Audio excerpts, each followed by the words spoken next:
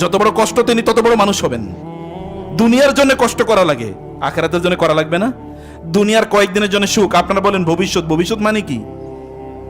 বলে আমি ভবিষ্যতে যেন একটু ভালো থাকতে পারি, মানে রিটায়ারমেন্টে যাবো, এরপরে আপনি ভালো থাকবেন, একটু চা খাবেন, একটু ঘুরবেন, এটাই তো ভবিষ্যৎ।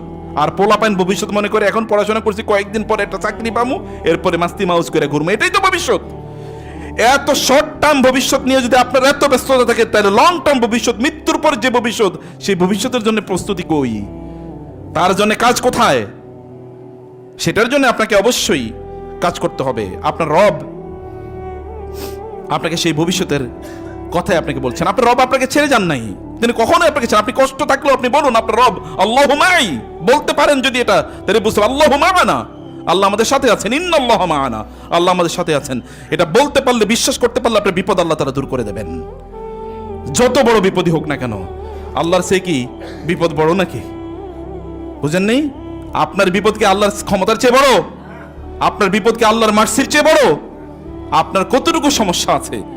রাসূল ইসলাম বলেছেন হাদিসে কুদসিতে, আল্লাহ তাআলা বলেন, এ মানুষ, পৃথিবীর সকল মানুষ আদম থেকে শুরু করে কিয়ামত পর্যন্ত যত লোক আসবে, সকল জিন, তারা যদি কোনো একটা জায়গায় একত্রিত হয় এবং তারা সবাই যদি তাদের মনে যা চায় তা তারা চায় আমার কাছে, আমি তারা যা চেয়েছে আমি তাদেরকে সবাইকে তা দিয়ে দিই, তাহলে আমার রাজত্বে ততটুকু টান পড়বে না যতটুকু টান একটা বিশাল বড় সমুদ্রে একটা সুই ঢুকিয়ে দেওয়ার পর ওই সুইতে যতটুকু পানি উঠে, ততটুকু রাজত্বে টান পড়বে না। তিনি কি কিয়ামত সেই সৃষ্টির শুরু থেকে এখন পর্যন্ত দিয়ে যান নাই?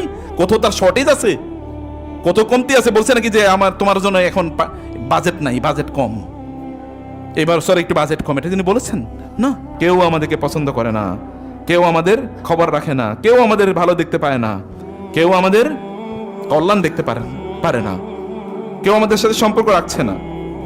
এবং বিপদ যেটা ধরি এইটাই কি, যেই ঢাল ধরি এই ঢালই ভাঙ্গে, যে ব্যবসা করি সেই ব্যবসায় যায়, যে চাকরি ধরি এই চাকরি হয় না, যেটাই করতে যাই সেখানেই বাধা, সব জায়গায় চক্রান্ত, ষড়যন্ত্র, প্রাসাদ ষড়যন্ত্র, সব জায়গায় চক্রান্ত। এরকম একটা জীবন, এমন একটা সময় অনেকের জীবনে আসে, অনেকের জীবনে আসে। হতে পারে আপনিও রাসূলুল্লাহ সাল্লাল্লাহু আলাইহি ওয়াসাল্লাম এর মতো অন্ধকার আপনি দেখছিলেন চারিদিকে। এবং এই সূরাটি হাজার বছর জুড়ে মুসলিমদের জন্য তার যত হতাশা, অবসাদ ইত্যাদির জন্য নিরাময় হিসাবে এটি কাজ করেছে। এই দিকে তাকিয়ে মুসলিমরা সান্ত্বনা খুঁজে পেয়েছে। আল্লাহ সুবহান শুরুই করলেন ওয়াদ্দুহা, প্রভাতের শপথ। রাতের অন্ধকার যখন, ওয়াল্লাইলি ইযা সাজা, রাতের অন্ধকার যখন চারিদিকে ছড়িয়ে পড়ে, তারপরে যে প্রভাত আসে, সেই প্রভাতের শপথ আল্লাহ সুবহানাহু ওয়া তাআলা করলেন। কোরআনে আল্লাহ তাআলা শপথ যখন করেন, তখন বুঝতে হবে যেই জিনিসটি নিয়ে তিনি শপথ করেন এই জিনিসটি খুবই গুরুত্বপূর্ণ। আরবরা এটাকে খুবই গুরুত্বের চোখে দেখে, এখানে তিনি এটাকে দিয়ে শপথ করেছেন।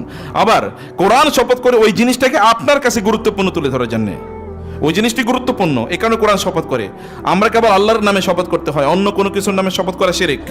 কিন্তু আল্লাহ সুবহানাহু ওয়া তাআলা তার নামেও শপথ করেন এবং তার সৃষ্টির নামেও শপথ করেন, কারণ তার জন্য তো আর শিরক তো আর আল্লাহর জন্য না, শিরক কার জন্য? ইবাদত আমাদের জন্য, ইবাদত তো আর আল্লাহর জন্য না। আল্লাহ ইবাদত করবেন, ইবাদত করব আমরা, কারণ আমরা মা'মুর, তিনি আমের, আমরা আবেদ, তিনি মা'বুদ, তিনি নির্দেশদাতা, আমরা নির্দেশ পালনকারী। আপনি যখন দেখবেন এমন একটা অবস্থায়, মানুষের জীবনে দুটো দিক আছে। সকালবেলা আলো ঝলমলে সকাল, চারিদিকে প্রচুর পরিমাণ কর্মে ব্যস্ততা। যখনই সূর্য ওঠে অথবা সূর্য উঠবে এরকম অবস্থা যখন তৈরি হয়, তখন কর্মচাঞ্চল্য তৈরি হয়, রাস্তাঘাটে ভিড় তৈরি হয়, স্কুল কলেজের সামনে গাড়ির ভিড় তৈরি হয়, মানুষ তার চাকরি, ব্যবসা বাণিজ্য, পড়াশোনা ইত্যাদির জন্য লোকেরা ছুটতে থাকে, বাজারগুলো সরব হয়, সব দিকে প্রাণের একটা বন্যা বসে। যখনই রাত হয়, রাত যত গভীর হয় ততই কি সব কিছু স্তমিত হয়, মানুষ ঘরের দিকে ফিরে, পাখিগুলো নেড়ে ফিরে, জঙ্গলের প্রাণীগুলো তারা ঘুমিয়ে পড়ে, সব কিছু নিস্তব্ধ হয়ে যায়। একদিকে প্রচণ্ড কোলাহল, অন্যদিকে সব দিকে নিস্তব্ধতা। এরকম দুটো বিপরীতমুখী অবস্থান এই প্রকৃতিতে, এই পৃথিবীতে আছে। ইন্না ফি খালকিস সামাওয়াতি ওয়াল আরদ ওয়া ইখতিলাফিল লাইলি ওয়ান নাহার, রাত এবং দিনের আগমন এবং প্রত্যাগমন। কেবল রাত এবং দিন, এটাকে আপনি রাত এবং দিন মনে করবেন না, এর মধ্যে আল্লাহ সুবহানাহু ওয়া তাআলার নিদর্শন আছে। কে রাত ঘটায়, কে দিন ঘটায়, তুমি বলে দাও। রাসূলকে আল্লাহ বলছেন যদি আল্লাহ তাআলা ইন জাআলা লাকুমুল লাইলা সারমাদান ইলা ইয়াউমিল কিয়ামা মান ইলাহুন গায়রুল্লাহি ইয়াতিকুম বিনাহার ইয়াতিকুম বিলাইল, যদি আল্লাহ তাআলা রাতকে চিরস্থায়ী করে দেন তাহলে দিনকে নিয়ে আসবে, যদি দিনকে তিনি চিরস্থায়ী করে দেন তাহলে রাত তোমাদেরকে কে দেবে? ওয়া জাআলাল লাইলা সাকানাও, তিনি রাত তোমাদের জন্য সাকান প্রশান্তির জায়গা বানিয়েছেন। সব কোলাহল তখন আপনি ঘুমাতে পারেন, আলো নাই তখন আপনি ঘুমাতে পারেন। আল্লাহ সুবহানাহু ওয়া তাআলা এমন তৈরি করে দিয়েছেন। ঠিক জীবনটা আমাদের এরকম স্ট্যাটিক না, জীবনটা এরকম পরিবর্তনশীল। আপনি গোটা জীবন জুড়ে কেবল শান্তিতে থাকবেন, কথিত সুখে থাকবেন, এটা কখনো হতে পারে। নিশ্চিন্ত থাকবেন, এরকম কখনো হতে পারে না। কখনো ভালো, কখনো মন্দ। এই উত্থান এবং পতন হবে, যেমনিভাবে রাত আসে এবং দিন আসে ঠিক এমন হবে। কিন্তু আপনি রাতের শেষে যেমনিভাবে দিন আসে ঠিক তেমনিভাবে আপনার বিপদের পরও কি আল্লাহর পক্ষ থেকে স্বস্তি এবং শান্তি এবং মুক্তি আসবেই। ইন্না মাআল উসরি ইউসরা, নট ইন্না বাদাল উসরি ইউসরা। আমরা বলি সুখের দুঃখের পরই, আল্লাহ তো পরই বলেন না, অনুবাদই ভুল। দুঃখের পরে না, দুঃখের সাথে, এটা বিল্ট ইন, অ্যাসোসিয়েটেড, কানেক্টেড, একসাথেই চলে। আপনি একটা দেখতে পান, আরটা দেখতে পান না। আপনি একটা দেখতে পান, আরটা দেখতে পান না। যেমনি ভাবে আমরা এখন সূর্য দেখি, কিন্তু আমাদের আদার যারা পৃথিবী যেহেতু গোলাকার, অন্য প্রান্তে যারা বসবাস করে তারা এখন সূর্য দেখতে পায় না, কারণ সূর্য এখন আড়াল। ওইদিকে গাছের কারণে বা পাহাড়ের কারণে আড়াল হয়ে আছে, ওইদিকে অন্ধকার। আবার ওইদিকে যখন সূর্য থাকবে তখন আমরা এইদিকে অন্ধকার। কিন্তু এটা তো আছে, এটা আছে, এটা আপনার চোখের আড়াল হয়ে যেতে পারে। আল্লাহ সুবহানাহু ওয়া তাআলা এরকম এটা সাথেই রেখে দিয়েছেন। কিন্তু আপনাকে কেবল ধৈর্য ধরে সেটা গ্রহণ করতে হবে, কেবল ধৈর্য ধরে সেটা আপনাকে নিতে হবে। একাধারে সকাল যেমনভাবে সূর্য প্রচন্ড শক্তি নিয়ে আসে, কিন্তু কিছুক্ষণ পর আবার চলে যায়। আপনার জীবনে প্রচন্ড শক্তি থাকতেই পারে। আপনি এখন যুবক, আপনার শরীরে শক্তির অভাব না, আপনি এখন ক্ষমতাবান, আপনার ক্ষমতার অভাব, আপনি ফেরাউন, অত ফেরাউনের বোন, আপনার ক্ষমতার অভাব নাই, আপনি যা মনে চায় তাই করতে পারেন। কিন্তু কয়েকদিন পরে আল্লাহ সুবহানাহু ওয়া তাআলা রাতের অন্ধকারের মতো করে দিতে পারেন। আপনি এখন যৌবন, কয়েকদিন পরে আপনি আপনার দাদার মতো বৃদ্ধ হয়ে যাবেন, যে আপনি কারো সাহায্য ছাড়া আপনি চলতেই পারেন না। কয়েকদিন আগে আপনি এরকম ছিলেন, আপনি ভুলে গেছেন। কয়েকদিন আগে আপনি এরকম ছিলেন, যখন মায়ের পেট থেকে এসেছেন তখন আপনি একা চলতে পারতেন না, অন্য কারো সাহায্য, এমনকি অন্য কেউ যদি আপনাকে খাইয়ে না দেয় তাহলে আপনি না খেয়ে মারা যান।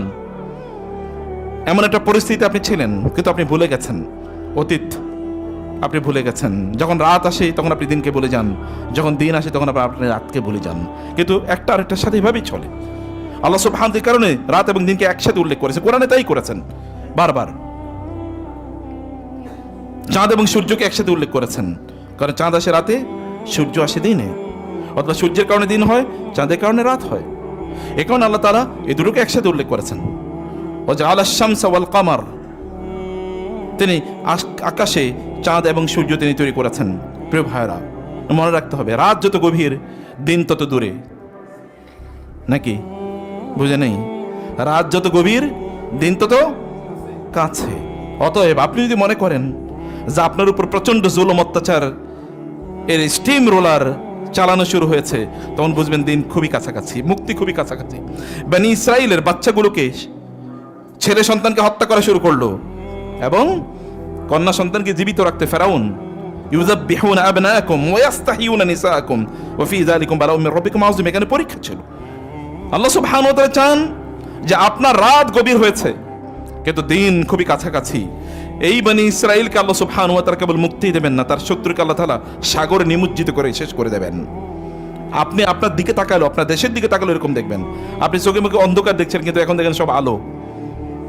এটা হতেই পারে, এটা হতেই পারে। ইউসুফ আলাইহিস সালামের কথা চিন্তা করে দেখেন, ইউসুফ আলাইহিস সালাম তিনি নবী হবেন, তিনি তো ভালোই স্বপ্ন দেখছেন, ভাইয়ের সাথে তার সম্পর্ক খারাপ না, কারো তিনি ক্ষতি করেন নাই, বরং ভাইয়ের আরোপিত একটা অভিযোগ তার বিরুদ্ধে রেখেছে যে ভাই, আমার ছোট ভাই এবং তার ভাইকে আমার বাবা বেশি ভালোবাসেন, অতএব উকতুলু ইউসুফ আও ইতরাহুহু আরদান ইয়াখলু লাকুম ওয়াজহু আবিকুম ওয়া তাকুনু মিন বাদিহি কওমান সালিহিন।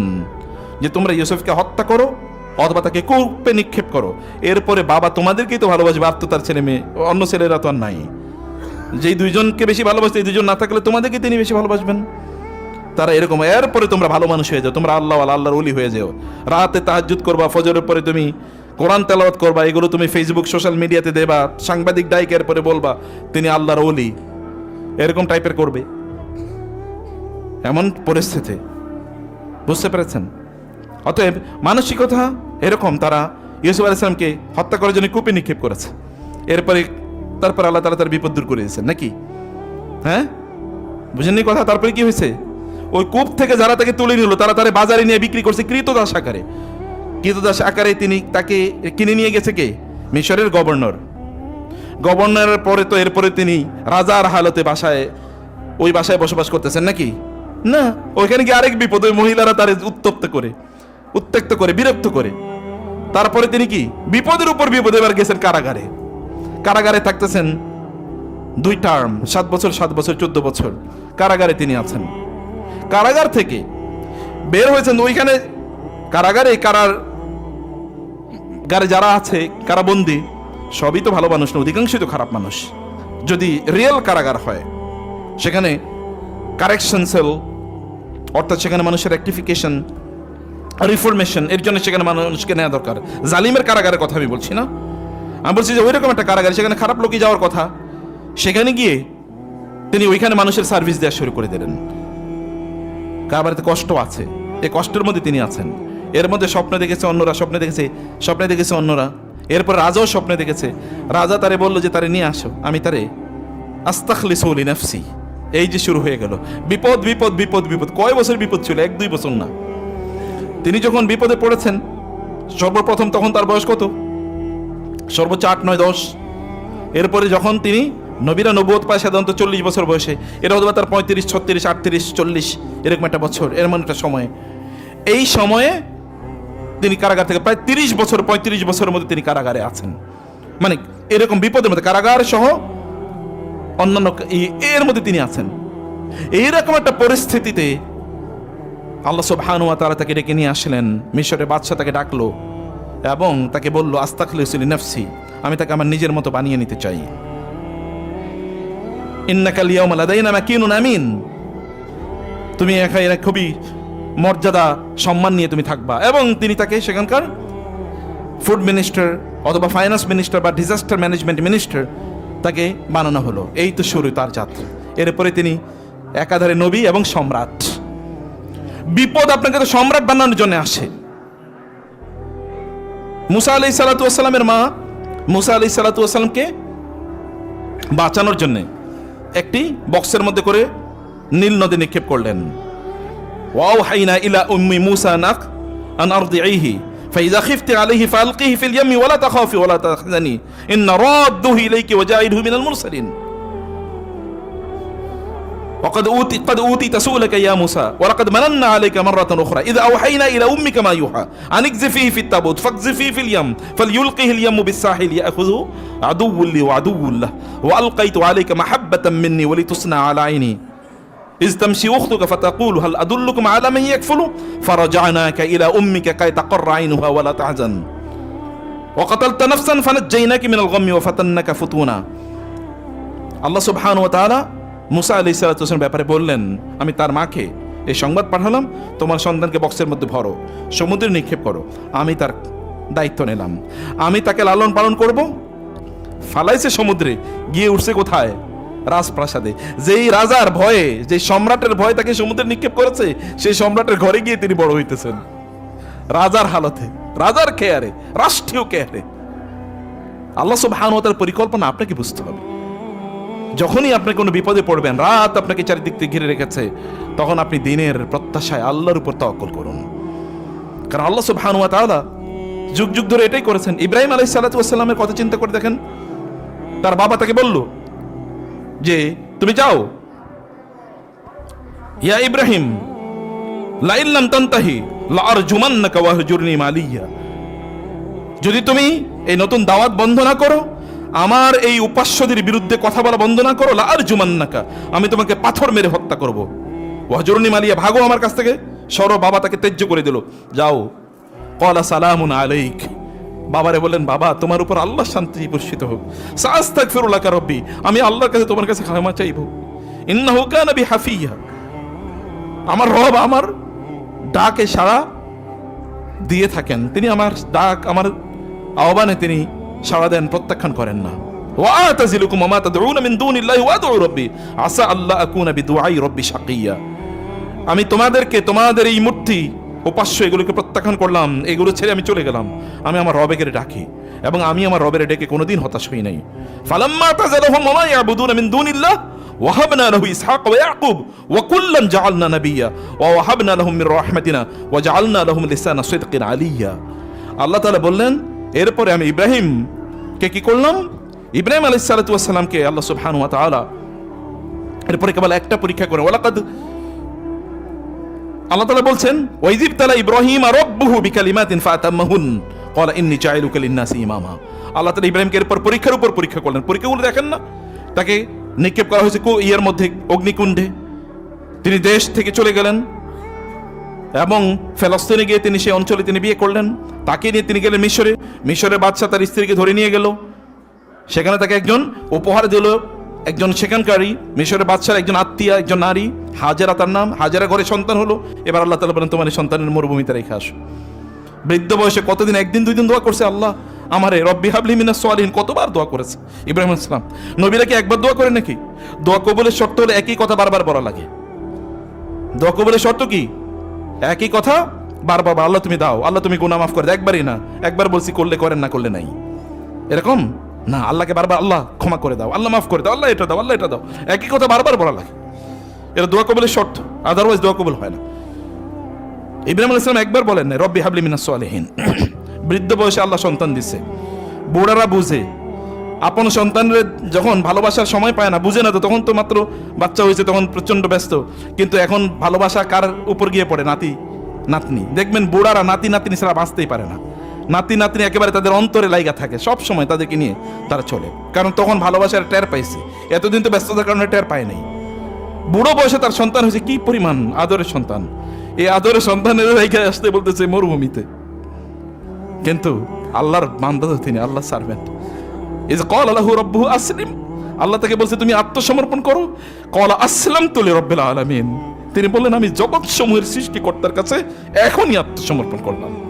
ওয়া আনা আউয়ালুল মুসলিমিন, আমি প্রথম আত্মসমর্পণকারী। সব প্রথম তারা, সব ভালো কাজে প্রথম, আর আমাদের সব খারাপ কাজে আমরা প্রথম। বাংলাদেশ সব খারাপ কাজে প্রথম, আর নবী রাসূলুল্লাহ সব ভালো কাজে প্রথম ছিল। সব দেখুন, ওয়ান আউয়ালুল আবিদিন ওয়া আনা আউয়ালুল মুসলিমিন, আমি প্রথম আত্মসমর্পণকারী আল্লাহ তাআলার কাছে। তিনি আত্মসমর্পণ করলেন।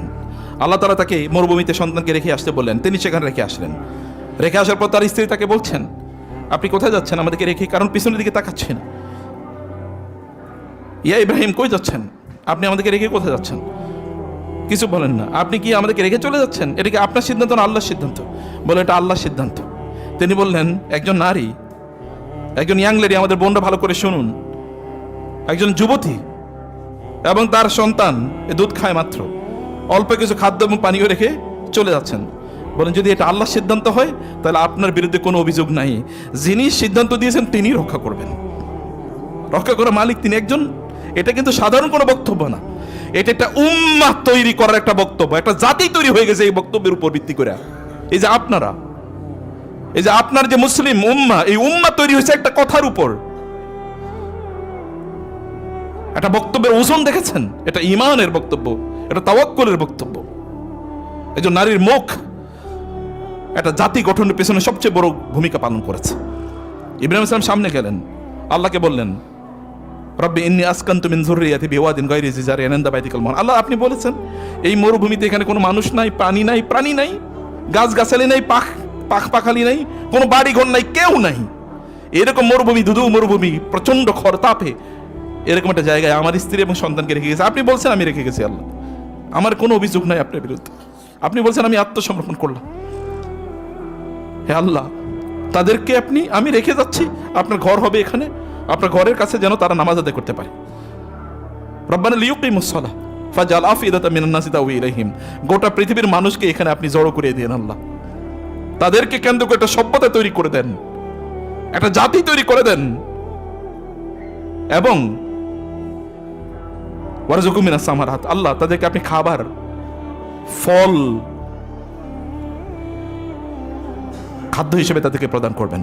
ফল কোনো ফসল উৎপাদন নাই, কিন্তু ফল এর অভাব নাই। ওই যে ইব্রাহিম আলাইহিস সালাম 1000 বছর আগে, 10,000 বছর আগে দোয়া করছেন, তারপরে ওইখানে ফল ছাড়া সব কিছু ফলে ভর্তি, পৃথিবীর সকল ফল এখানে পাওয়া যায়। ইব্রাহিম আলাইহিস সালাম গোটা পৃথিবীর মানুষের অন্তরটা পড়ে থাকে মক্কায়, কবে যেতে পারবো মক্কায় যদি তার অন্তর ঈমান থাকে। কোটি কোটি মানুষ শুধু নভেম্বর এবং ডিসেম্বরে প্রায় 1.5 কোটি লোক মক্কা বাইতুল্লাহ ভিজিট করছে। 1.5 কোটি। পৃথিবীতে এরকম চিন্তাই কেউ করতে পারে না। ওই যে ইব্রাহিম আলাইহিস সালামের দোয়া, এই দোয়াতে এমন একটি জিনিস ঘটেছে, ইব্রাহিম আলাইহিস সালামকে আল্লাহ তাআলা নির্দেশ প্রদান করে পরীক্ষার পর পরীক্ষা। এরপরে ছেলেটা একটু বড় হয়েছে, ফালাম্মা বালাগা মাহু সাইয়া, যখন বাবার সাথে ছেলে একটু দৌড়ানোর সময় হয়েছে, এটা তো তখন ভালোবাসা আরো তখন, মানে বাচ্চাকে নিয়ে বাজারে যায়, একটু হাটে যায়, একটু রাস্তায় যায়, একটু কারোর সাথে দেখা করতে যায়, এই সময় তো ভালোবাসা বাড়ে বাচ্চাদের প্রতি, সন্তানদের প্রতি, বলতেই পারে না, সবসময় সাথে নিয়ে ঘুরে। এরকম একটা সময় আল্লাহ তাআলা তাকে নির্দেশ দিলেন সন্তানকে জবাই করার জন্য, এবং আল্লাহ তাআলা তাকে বললেন, তিনি স্বপ্নে দেখেছেন, এটা কিন্তু প্রকাশ্য কোনো নির্দেশও না যে জিবরিল এসে বলছে, এরকম কোনো নির্দেশনা। ইয়া বুনাইয়া ইন্নী আরা ফিল মানাম, আমি ঘুমে দেখছি, আন্নী আযবাহুকা, আমি তোমাকে জবাই করছি আল্লাহর রাস্তায়, ফানজুর মাযা তারা, হোয়াট ইজ ইউর অপিনিয়ন। বাবা, ডেডিকেশনের লেভেল কি, ডেডিকেশনের লেভেল কি! আমরা তো সরাসরি কোরআনের নির্দেশই মানি না। এই যে বাচ্চাদেরকে কোথায় পড়ান আপনারা বলেন? ওদেরকে কি করেন আপনারা? ওরা কি দিন প্র্যাকটিস করে, কোরআন পড়ে, হাদিস পড়ে, দিন মানে, নামাজ পড়ে, রোজা রাখে, ওদের মধ্যে নৈতিকতা আছে? এগুলো আমরা কলেজে পড়ুক, ইউনিভার্সিটিতে পড়ুক, কত বাবা আছে এখানে, আপনার মুরব্বী আছেন, প্রচুর পরিমাণ কাজ করেন, কিন্তু মাইয়াটা যায় ইউনিভার্সিটিতে একেবারে ল্যাংটা হইয়া, অথবা হাফ ল্যাংটা হইয়া। এরপর আপনি মনে করেন ইউনিভার্সিটিতে পড়ে আপনি গর্বিত, বাবা, এটা জাহান্নামে যায়, এরপরে গর্ব দেখায়েন। ওইটা তৈরি হইতেছে, কারণ এটা দায়ুস, আর দায়ুস জান্নাতে তো যাবেই না, জান্নাতের গন্ধ পাবে না, অথচ জান্নাতের গন্ধ 1000 কিলোমিটার দূর থেকে পাওয়া যায়। আপনার সন্তান, আপনি কষ্ট করছেন, তার পেছনে আপনি সময় অর্থ ব্যয় করতেছেন, কিন্তু বানাইতেছেন জাহান্নামী, এবং নিজে ওই দিকেই চলতেছেন। ইব্রাহিম আলাইহিস সালাম বললেন, আমি স্বপ্নে দিয়েছি আমি তোমাকে জবাই করি, আল্লাহর রাস্তায় জবাই, রিটেরি জবাই, আর আপনি তো আল্লাহর রাস্তায় উৎসর্গই করতে পারেন না। মারিয়াম আলাইহিস সালাম, তার মা হান্না ফাখুর, তিনি বললেন, হে আল্লাহ, ইন্নী নাযারতু লাকা মা ফি বাতনি মুহাররারান ফাতাকাব্বাল মিন্নি, হে আল্লাহ, আমার পেটে একটা সন্তান আছে, আমি জানি না কি হবে, আমি আমার এই পেটের সন্তানই তোমার জন্য উৎসর্গ করে দিলাম।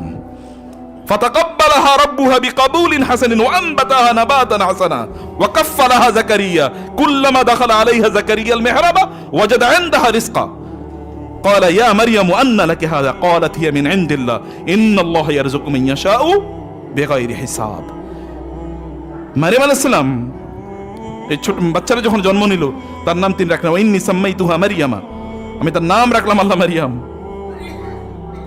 বললেন, আল্লাহ, আমি তো চাইছিলাম একটা ছেলে হবে, তাইলে তোমার ঘর বাইতুল মুকাদ্দাস এর সেবা করবে, কিন্তু আমি তো একটা মেয়ে জন্ম দিছি। আল্লাহ বললেন, আমি জানি তুমি কি জন্ম দিয়েছো, তোমার কি সন্তান হয়েছে এটা আমি জানি।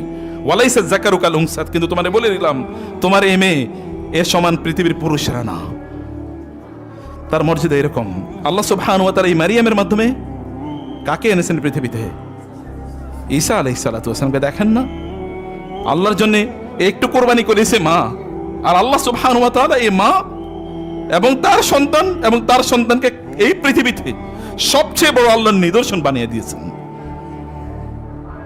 ওয়া কালিমাতুহু আলকাহা ইলা মারইয়াম ওয়া রূহুম মিনহু, কোরআনে আল্লাহ সুবহানাহু ওয়া তাআলা ঈসা আলাইহিস সালামের কি পরিমাণ প্রশংসা কোরআনে। ক্বালা ইন্নী আবদুল্লাহি আতানিয়াল কিতাব ওয়া জাআলানি নাবিয়্যা, ঈসা আলাইহিস সালাতু ওয়াস সালামের কথা রাসূলুল্লাহ সাল্লাল্লাহু আলাইহি ওয়াসাল্লাম বলেছেন, কেউ যদি বলে লা ইলাহা ইল্লাল্লাহ, এরপরে আমানতু বিল্লাহি ওয়া কালিমাতিহি এবং আলকাহা ইলা মারইয়াম ওয়া রূহুম মিন, এটা যদি কেউ পড়ে, তাহলে আল্লাহ সুবহানাহু ওয়া তাআলা তার সকল বিপদ আপদ, গুনাহ ইত্যাদি মাফ করে দেবেন। ঈসা আলাইহিস সালাতু ওয়াস সালাম একজন মা, দাদি, নানি কেবল এতটুকু বলেছে, আমার পেটের সন্তানটাকে আমি উৎসর্গ করে দিতে চাই। আল্লাহ তাআলা তার পরবর্তী জেনারেশনকে এই পৃথিবীর শ্রেষ্ঠতম নবীদের একজন বানাইছেন। আপনারা আপনাদের সন্তানকে আল্লাহর জন্য সামান্যই উৎসর্গ করতে পারেন না, এতটুকুই করতে পারেন না। বিপদের পর বিপদ। ইব্রাহিম আলাইহিস সালাতু ওয়াস সালামের, তিনি তার সন্তানকে জবাই করার জন্য নিষেধ হলেন। সন্তানকে বললেন, সন্তান বললেন, ইয়া আবাতি ফাল মা তুমার, বাপ যেমন ছেলেও তো তেমন। আপনি যদি বলেন আপনার ছেলে বিপদে চলে গেছে, তাহলে আপনার নিজের দিকে তাকান, ছেলে মেয়ের দিকে তাকানো দরকার না, আপনি কি করছিলেন? আপনার কোথাও রং পলিসি আছে। আদারওয়াইজ আপনার ছেলে মেয়ে আপনার কথা শোনে না, আপনার জন্য দোয়া করে না, আপনার মন মতো চলে না, এদের কারণে আপনাকে গালিগালাজ শুনতে হয়, আপনার কাছে প্রতিদিন তাদের বিরুদ্ধে নালিশ আসে। এর দায় আপনাকেই নিতে হবে। কুল্লুকুম রাইন ওয়া কুল্লুকুম মাসউলুন আন রাইয়াতিহি। তোমাদেরকে দায় নিতেই হবে, কারণ তুমি তোমার দায়িত্ব ঠিকমতো পালন করো নাই। ছোটবেলা তাকে মসজিদে নিয়ে যাও নাই, রাতে তাকে তাহাজ্জুদে দাঁড়া করিয়ে দাও নাই, তার কাছে আল্লাহর কিতাব তুলে দাও নাই, তার কাছে আল্লাহর নবীর গল্প বলো নাই। সে আদর্শ কোত্থেকে নেবে? সে তো আদর্শ নেবে ওই যে মাস্তানদেরকে, মিথ্যাবাদীদেরকে, লুটেরাদেরকে, ডাকাতদেরকে, তাদেরকে আদর্শ নেবে। তাদের জন্য জীবন দেওয়ার জন্য বুক চেতে দাঁড়িয়ে থাকবে, দিনের জন্য না। দিনকে সে, আল্লাহকে সে চিনবেই না। আল্লাহর নাম যতবার নেয় তার নেতার নাম তার চেয়ে বেশি নেয়, আছে কি না? আল্লাহর নাম যতবার নেয় তার চেয়ে, যতবার এরা আল্লাহর আর এদের নেতার নাম নেয় ততবার যদি আল্লাহর নাম নিত, এরা সবগুলো আল্লাহর ওলি হয়ে যেত। কিন্তু তারা আল্লাহ সুবহানাহু ওয়া তাআলার নাম তাদের মোহেও আসে না, কারণ আল্লাহ ওদেরকে বঞ্চিত করছে। আল্লাহ ওদেরকে সম্মানিত করতে চান নাই, আল্লাহ ওদেরকে সম্মানিত করতে চান নাই। আহমদ ইবনে হাম্বল রাহিমাহুল্লাহ রাতের অন্ধকারে তিনি নামাজ পড়ে তারপরে বাসার দিকে যাচ্ছিলেন। এর মধ্যে দেখলেন যে একটা লোক রাস্তায় পড়ে আছে এবং গোংরাচ্ছে। তিনি মুখের কাছে কানটা নিলেন, দেখা যাচ্ছে আল্লাহ আল্লাহ আল্লাহ বলছে, কিন্তু মুখ থেকে গন্ধ। তিনি বুঝলেন এই লোক মদ খেয়ে মাতাল হয়ে পড়ে আছে। আহমদ ইবনে হাম্বল চিন্তা করেন করবেন কি, কিন্তু তিনি ভাবলেন যে মুখ থেকে আল্লাহর নাম বাইর হয়, যে মুখ থেকে আল্লাহর নাম বাইর হয়েছে, এই মুখটাতে একটু পানি দেওয়া দরকার। তিনি একটু পানি দিয়ে মুখটা ধুয়ে দিলেন, এরপর তিনি চলে গেলেন। সকালবেলা তিনি মসজিদে এসে তাহাজ্জুদের মানে ফজরের আগে, ফজরের সময় তিনি মসজিদে সবার আগে আসলেন। এই দেখলেন একটা লোক পাশে বসে কেবল আল্লাহর কাছে কাঁদছে, আল্লাহ মাফ করে দাও, আল্লাহ ভুল করছে মাফ করে দাও। তিনি ভাবলেন কে এই লোক, এত আগে আসলো এইভাবে আল্লাহর কাছে কাকুতি মিনতি করে বলে। তিনি একটু তাকিয়ে দেখলেন ওই যে মদখোর ওই লোকটা, ওই যে মদখোর ওই লোকটা, ওই যে মদখোরের মুখে আল্লাহর নাম এসেছিল। আর আহমদ ইবনে হাম্বল ওই যে আল্লাহর নামটাকে সম্মান করেছেন, এই কারণে আল্লাহ সুবহানাহু ওয়া তাআলা এই ব্যক্তিকে হেদায়েত দিয়ে দিয়েছেন, রাতের মধ্যেই হেদায়েত দিয়ে দিয়েছেন। এবং আল্লাহ কেমনে ওলি বানিয়ে এনেছে দেখেন না, আল্লাহর কাছে কাঁদতেছে, আল্লাহ মাফ করে দাও, ভুল করছি। আল্লাহ সুবহানাহু ওয়া তাআলার নাম মানুষকে এরকম করে দেয়। ওই ইযা কিল লাহুম তাকিল্লাহ আখাযাতুল ইজ্জাতু বিল ইসম ফাহাসবু জাহান্নাম ইযা যুকিরাল্লাহু ওয়াজিলাত কুলুবুহুম। একদল লোকের আত্মাটা, তাদের অন্তরটা এরকম, আল্লাহর নাম উচ্চারণ করলে তাদের অন্তর কেঁপে ওঠে। ইব্রাহিম আলাইহিস সালাম তার সন্তানকে জবাই করার জন্য উৎসর্গ, মানে আজ সন্তানকে জবাই করার জন্য তিনি প্রস্তুতি নিলেন। আল্লাহ তাআলা বলেন ওয়াফাদাইনাহু বিযিবহিন আযীম ক্বাদ সাদ্দাকতা রুইয়া ইন্না কাযালিকা নাজিল মুহসিনিন। হে ইব্রাহিম, তুমি তোমার স্বপ্নকে সত্যে বাস্তবায়ন করেছো, তোমার জবাই করার দরকার নাই, আমি জান্নাত থেকে তার বিনিময়ে অন্য কিছু জবাইয়ের ব্যবস্থা করে দিলাম। এবং তার ঘরে জন্ম নিয়েছে কে? মুহাম্মাদুর রাসূলুল্লাহ সাল্লাল্লাহু আলাইহি ওয়াসাল্লাম। এই ইসমাইলের ঘরে জন্ম নিয়েছে মুহাম্মাদুর রাসূলুল্লাহ সাল্লাল্লাহু আলাইহি ওয়াসাল্লাম। প্রিয় ভাইরা বোনেরা, আপনি যখনই বিপদের মধ্যে পড়বেন তখন এরকম বিশাল বড় দিন আপনার সামনে এসে উদিত হয়, অনেক বড় দিন, অনেক বড় আলো আপনার সামনে উপস্থিত হয়। আলো আপনার দরকার, আলো ছাড়া মানুষ বাঁচতে পারে না। যে অঞ্চলে আলো কম ওই অঞ্চলে মানুষ আত্মহত্যা বেশি করে। আপনাদের বাসায় যদি বাচ্চাদেরকে দেখেন অন্ধকারের মধ্যে থাকে, লাইটটা একটু টিম টিম করে রাখছে, তাহলে বুঝবেন ওর মধ্যে অলরেডি শয়তানি ঢুকে গেছে। বুঝতে পেরেছেন? একটা অন্ধকারে বসে, অফিসে দেখবেন যেগুলো একটু কোনায় বসে থাকে, এরপরে একটু চিপা চাপায় বসে, দেখবেন ওগুলোই শয়তান, দুষ্ট। আপনার যদি ইয়ে থাকে, স্পিরিট থাকে, আলোর মধ্যে, ফ্লাড লাইটের নিচে থাকবেন, আলোর মধ্যে থাকবেন আপনি, প্রচুর আলো, একেবারে স্পষ্ট আলো, মানে হচ্ছে মানুষের সামনে থাকবেন আপনি।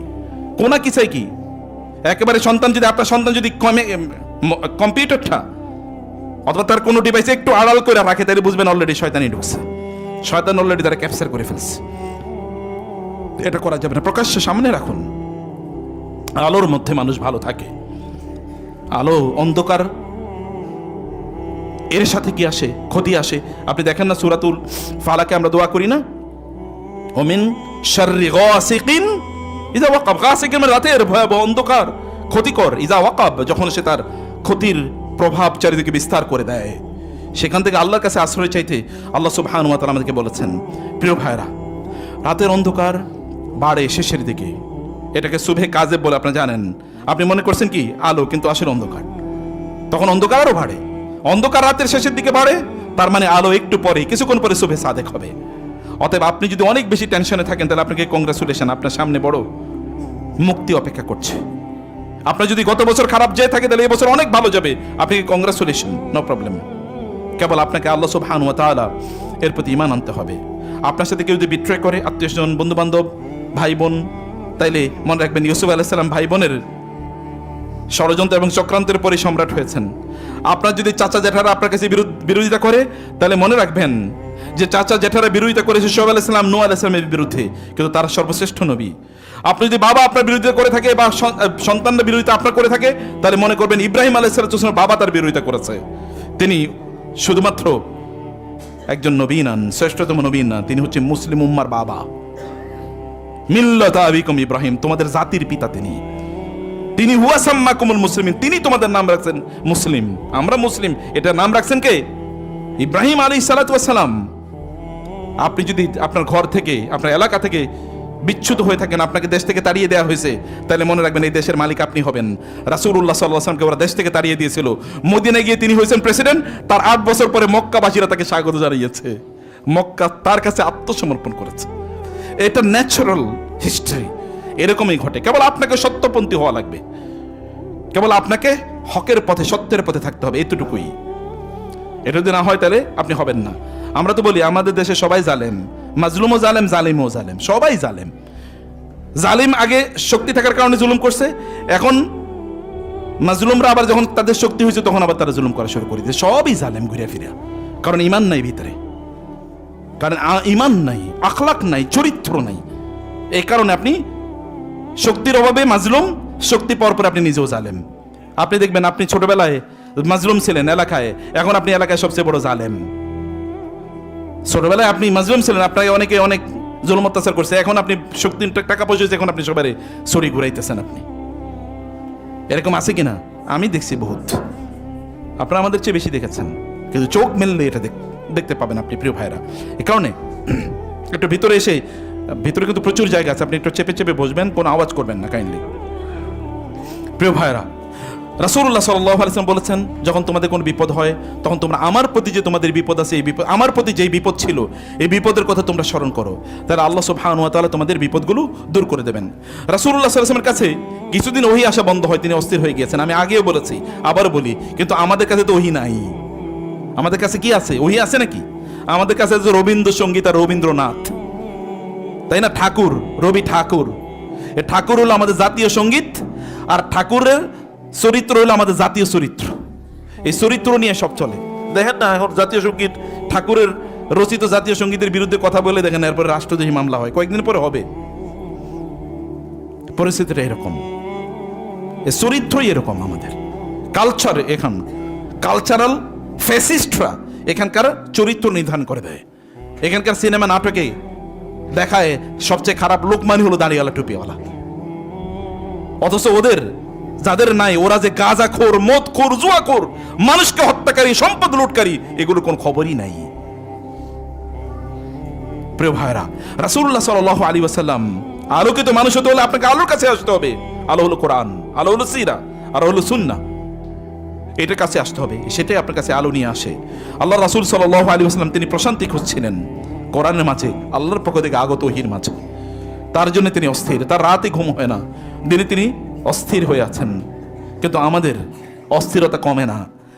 অস্থিরতা কমানোর জন্য ফেসবুকে ঢুকি, অস্থিরতা আরো বাড়ে। তা কমানোর জন্য এরপরে সিনেমা দিই, অস্থিরতা আরো বাড়ে। এরপরে আমরা কি গান শুনি, তারপরে অস্থিরতা আরো বাড়ে। এরপরে মদ খাই, অস্থিরতা আরো বাড়ে। এরপরে আত্মহত্যা, এরপরে ফ্রাস্ট্রেশন, এরপরে আর ভাল লাগে না। যুবকদের একটা নতুন বক্তব্য বাইরেছে, ভাল লাগে না কিছুই। ভাল লাগে না, তোমার ভাল লাগবে কিভাবে মিয়া? তুমি তো ভালো লাগার জায়গায় আসছো নাকি? যারা দিনের পথে আছে, দেখো তাদের ভালো লাগা কোথায় আছে।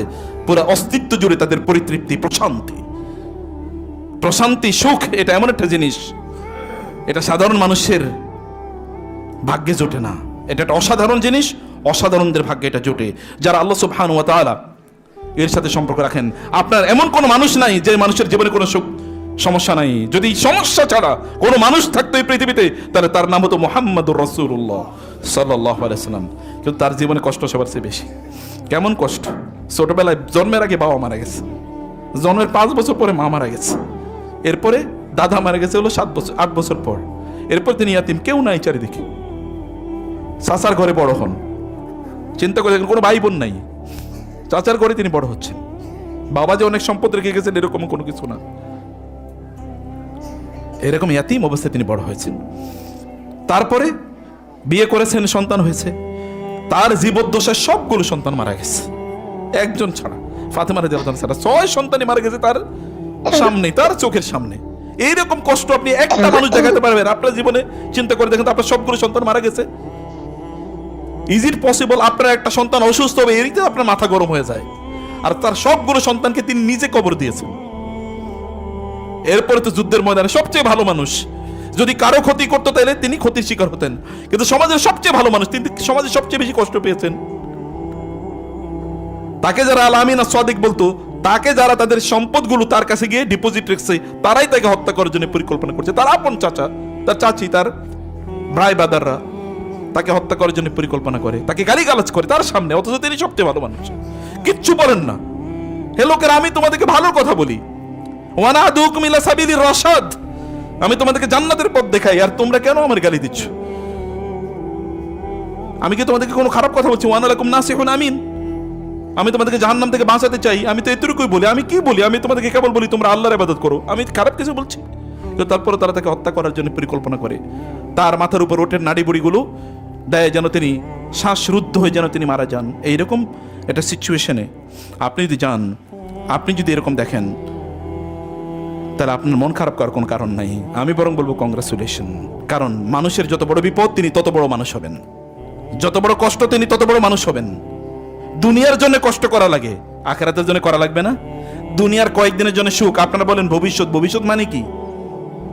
বলে আমি ভবিষ্যতে যেন একটু ভালো থাকতে পারি, মানে রিটায়ারমেন্টে যাবো, এরপরে আপনি ভালো থাকবেন, একটু চা খাবেন, একটু ঘুরবেন, এটাই তো ভবিষ্যৎ। আর পোলাপাইন ভবিষ্যৎ মনে করে এখন পড়াশোনা করছি, কয়েকদিন পরে একটা চাকরি পাবো, এরপরে মাস্তি মাউজ করে ঘুরবো, এটাই তো ভবিষ্যৎ। এত শর্ট টার্ম ভবিষ্যৎ নিয়ে যদি আপনার এত ব্যস্ততা থাকে, তাহলে লং টার্ম ভবিষ্যৎ, মৃত্যুর পর যে ভবিষ্যৎ, সেই ভবিষ্যতের জন্য প্রস্তুতি কই? তার জন্য কাজ কোথায়? সেটার জন্য আপনাকে অবশ্যই কাজ করতে হবে। আপনার রব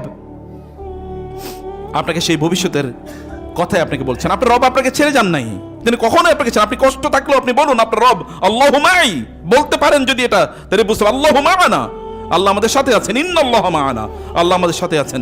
এটা বলতে পারলে, বিশ্বাস করতে পারলে আপনার বিপদ আল্লাহ তাআলা দূর করে দেবেন। যত বড় বিপদই হোক না কেন, আল্লাহর সে কি বিপদ বড় নাকি? বুঝেন নেই? আপনার বিপদ কি আল্লাহর ক্ষমতার চেয়ে বড়? আপনার বিপদ কি আল্লাহর মার্সির চেয়ে বড়? আপনার কতটুকু সমস্যা আছে?